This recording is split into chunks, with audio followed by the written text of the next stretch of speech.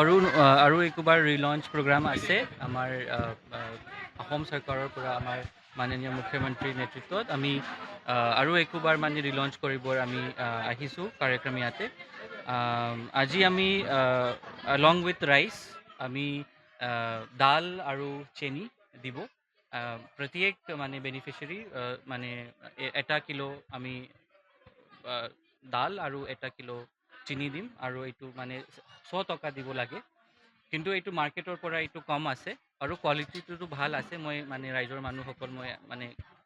সুধিলোঁ আৰু তেখেতে ক'লে যে মানে কোৱালিটিটো ভাল আৰু আমাৰ ইনস্পেক্টৰ্ছ বা ছাপ্লাই ব্ৰাঞ্চৰ মানুহ অফিচাৰ্ছটো আছেই তেখেতে এইটো বাৰে বাৰে মানে এইটো ইনস্পেকশ্যন কৰি আছে যে কোৱালিটিটো ভাল হ'ব লাগে বুলি তো মই মানে আশা কৰোঁ যে চবকে এই লাভ উঠাব বুলি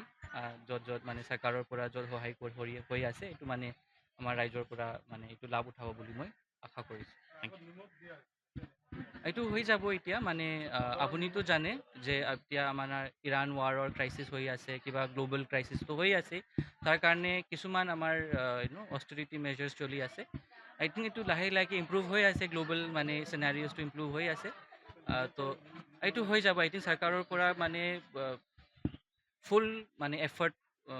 মানে দি আছে যাতে আমি আৰু মানে কেনেকৈ আমি ভেৰাইটিটো ইনক্ৰিজ কৰিব পাৰোঁ বুলি